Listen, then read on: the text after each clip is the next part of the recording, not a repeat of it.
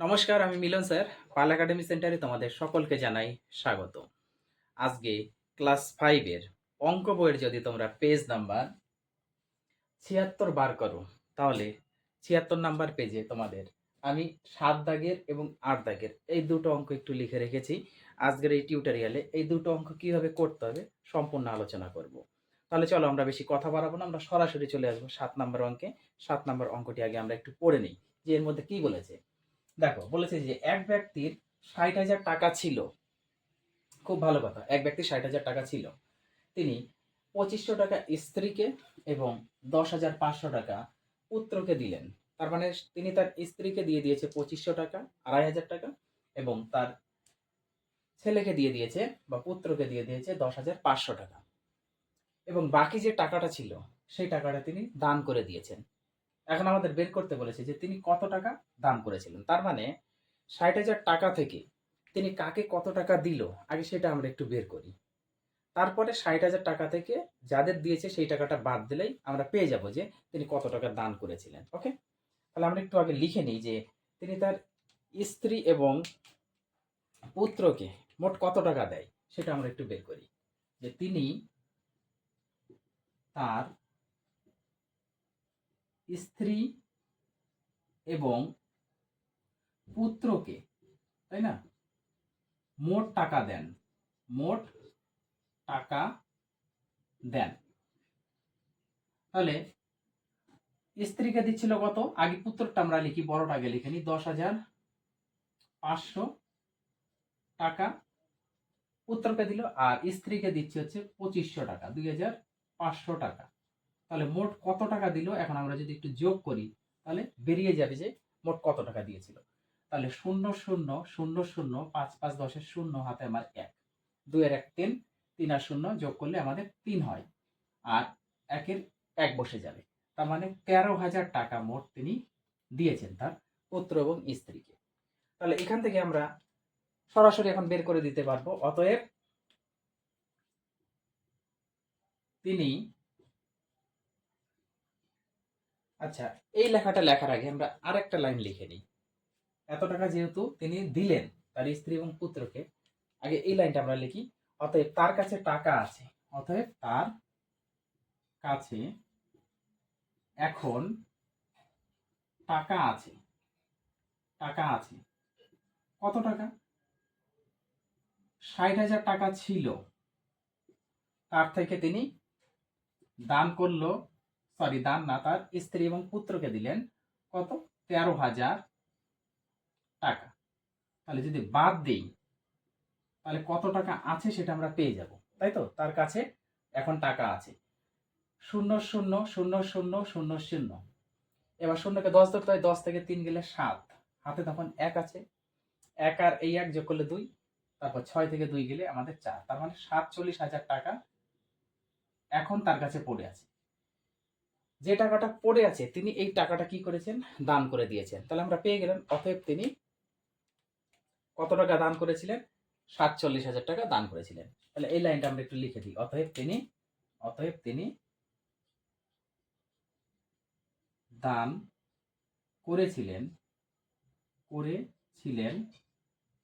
সমান সমান ৪৭,০০০ টাকা। বোঝা গেল? এই হচ্ছে তোমাদের ৭ নম্বর অঙ্কের সমাধান। কোনো কঠিন নেই, শুধু অঙ্কটা একটু তোমাদের বুঝতে হবে পড়ে, তাহলেই তোমরা পারবা। এইবার আসি ৮ নাম্বার যে অঙ্কটা আছে। ৮ নাম্বার অঙ্কটা বহুত ইম্পর্টেন্ট একটা অঙ্ক ক্লাস 5 এর জন্য। এটা আমি একটু মুছে দিচ্ছি।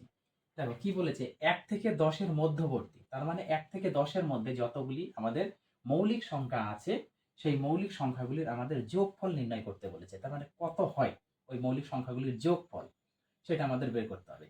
দেখো, মৌলিক সংখ্যা বের করতে হলে সর্বপ্রথম আমাদের জানতে হয় যে অ্যাকচুয়ালি মৌলিক সংখ্যা কাকে বলে। আমি মৌলিক সংখ্যা নিয়ে ক্লাস 6-এ একটি ভিডিও আপডেট দিয়েছি। দেখবা যে ক্লাস 6-এ আছে মৌলিক সংখ্যা ১ থেকে ১০০ পর্যন্ত। ১ থেকে ১০০ পর্যন্ত মৌলিক সংখ্যার একটা চার্ট আছে। তো সেই চার্টের আমি আপডেট দিয়েছি। যারা দেখোনি সেখান থেকে একটু দেখে নিবা যে মৌলিক সংখ্যা অ্যাকচুয়ালি কি। আজকে আমি একটু বলবো, বেশি বলবো না। মৌলিক সংখ্যা হলো যে সংখ্যাকে ১ দ্বারা ভাগ করা যায় এবং সেই সংখ্যা দ্বারাই ভাগ করা হয় বা ভাগ করা যায়, তাকে বলা হয় মৌলিক সংখ্যা। তাহলে 1 থেকে 10-এর মধ্যে আমরা যদি একটু মৌলিক সংখ্যা চিন্তা করি, দেখো 1 1 তো না, 2 3 4 5 6 7 8 9 10। এবারে 1 থেকে আমাদের 10-এর মধ্যবর্তী যে মৌলিক সংখ্যাগুলি আছে সেই সংখ্যাগুলি আমাদের একটু কানেক্ট করতে হবে। দেখো, যে সংখ্যাকে 1 দ্বারা এবং সেই সংখ্যা দ্বারাই ভাগ যায় তাকে হচ্ছে মৌলিক সংখ্যা। তার মানে 2 কে 1 দ্বারা এবং 2 দ্বারাই ভাগ যায়, 3 কে 1 দ্বারা এবং সেই 3 দ্বারাই ভাগ যায়, তার মানে 2 হবে 3 হবে, 4 হবে না, কারণ 4 কে 1 দিয়ে যাবে, 2 দিয়ে যাবে, 4 দিয়ে যাবে, হবে না। 5 দেখো, 5 কে 1 দ্বারা এবং সেই সংখ্যা দ্বারাই ভাগ যায়। তারপরে 7, আদার্স আর কোনো সংখ্যা এর মধ্যে তোমরা পাবে না। 6 যদি নাও 2 দিয়ে যাবে, 3 দিয়ে যাবে, 6 দিয়ে যাবে। 8 নিলে 2 যাবে, 4 যাবে, 8 যাবে। যদি 9 নিই 3 যাবে, 9 যাবে, 1 যাবে, তার মানে হবে না। তার মানে 2 3 5 7 1 থেকে 10-এর মধ্যে বা 10-এর মধ্যবর্তী মৌলিক সংখ্যাগুলি হলো, তাহলে আমরা একটু লিখে নিই। অতএব 1 থেকে 10-এর মধ্যবর্তী মৌলিক সংখ্যাগুলি হলো, অতএব 1 থেকে 10-এর মধ্যবর্তী মৌলিক সংখ্যাগুলি হলো, মৌলিক সংখ্যাগুলি হলো, কত কত পেলাম আমরা? 2 3 5 ও 7। অতএব এদের যোগফল কত হবে? দেখো, এটা আমরা যদি যোগফল করি বা যদি অ্যাড করে দিই তাহলে কত আসছে? 7 8 3 10 আর 5 15 আর 2 17। তাহলে সমান সমান 2 যোগ 3 যোগ 5 যোগ 7 যদি আমরা যোগ করি তাহলে হচ্ছে 7 আর 3 10 আর 5 15, 15 আর 2 17। তাহলে এই হচ্ছে আমাদের অ্যান্সার। 1 থেকে 10-এর মধ্যবর্তী যতগুলি মৌলিক সংখ্যা ছিল সেই মৌলিক সংখ্যার সমষ্টি বা যোগফল হচ্ছে 17।